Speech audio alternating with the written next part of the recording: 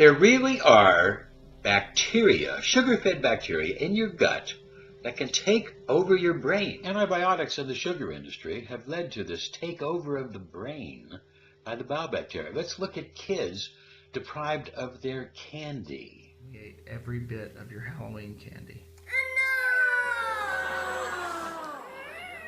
This excessive emotional reaction comes from an extreme craving caused by that bad bacteria in your gut.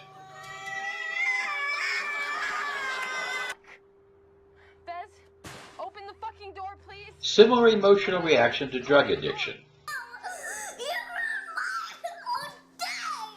This extreme fisthold sugar has over society can no longer be ignored.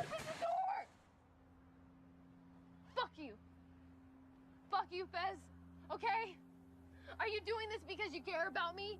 Sorry. You open the goddamn door! Open the door! I can't do it. Open the door! Open the door! Open the door! This is not funny, this is tragic. You fucking did this to me! I'm so sorry. I hate you! Right now, I swear to God, I will hate you till the day I fucking die. You are not nice. We're really sorry. No, you're not. But we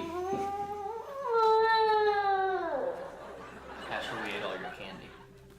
Oh, good. Deprived of candy, deprived of drugs, it kind of looks a little bit the same to us. We see that extreme reaction of that taking over of the brain. These bad bacteria can take over the brain and rob your motivation, make you sick and tired, lower the IQ, lower memory, make it unable for you to process stress, unable for you to hold different relationships.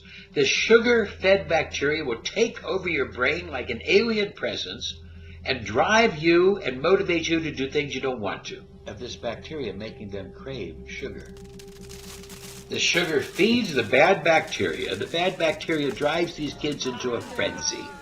This can affect their lives, lowering the IQ, lowering their motivation, depriving them of their hormones, and driving them to do things. And it was a mistake by our society to strip away the plant fiber from these fruits and to use the sugar cane, dextrose sugar. And it feeds these bacteria and drives society wild. Considering dietary fiber isn't food for us, but for our microbes, a diet rich in fiber from a variety of sources should also be good for our mental health. This information about the gut microbiome makes you start to wonder how many mental afflictions could be traced back to disruptions in gut health from, for example, diets rich in fiberless processed foods and refined carbohydrates, or from the unmitigated use of antibiotics. In the United States alone, tens of millions of people are prescribed antibiotics for minor afflictions. 60 to 80% of children taken to the doctor complaining of bad sore throats or ear pain will walk out with an antibiotic. It's estimated that people will take 30 courses of antibiotics by the age of 40. But the highest prescription rate was for children under the age of 2, with 1,365 courses per 1,000 babies.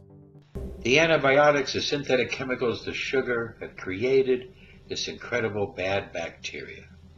Bacteria making them crave sugar. You can't look away from this tragedy. You have to understand what this is. These bacteria are in your gut and they are making you ignore this message. You have to get a hold of yourself. We have to change. We cannot let this continue for our society. It's breakfast time. Time for some cereal. Bro, what are you doing? What am I doing? I'm just making some breakfast. Cereal. Candy for breakfast? That's the most unhealthy thing I've ever heard of. No, no, no!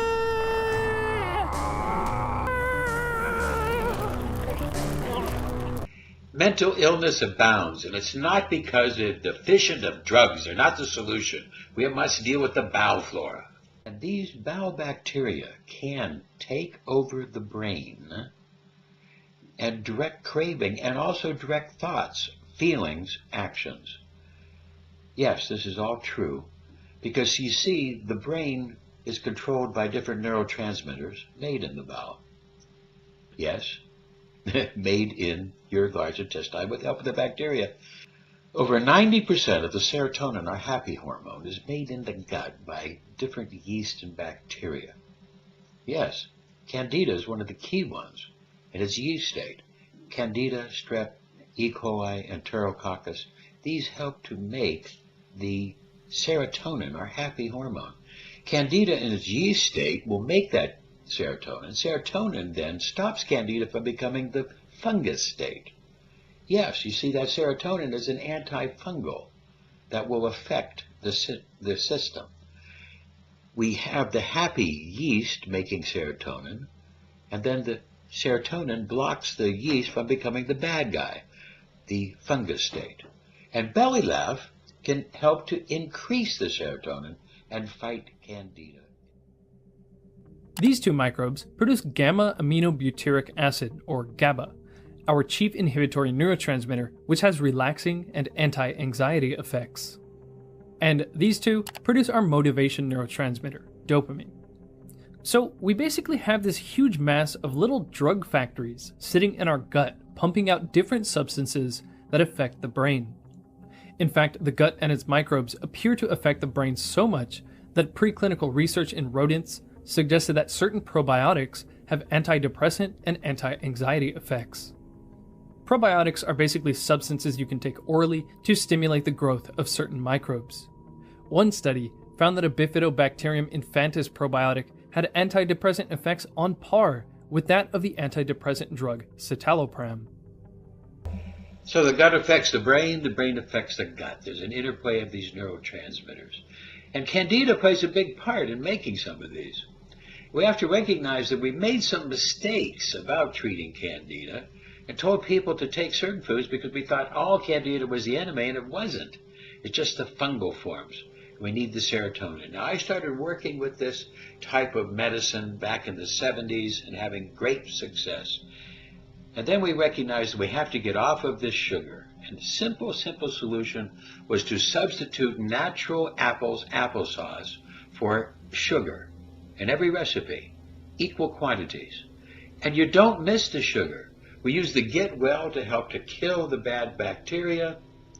After that, we're going to use the microbiome reboot to restart the good bacteria. When there's extra fungus or lack of serotonin, we use the serolicotropic, which is an antifungal for the fungal state of Candida. And the good mood also with the serotonin in it to help to also fight the fungus, elevate the mood.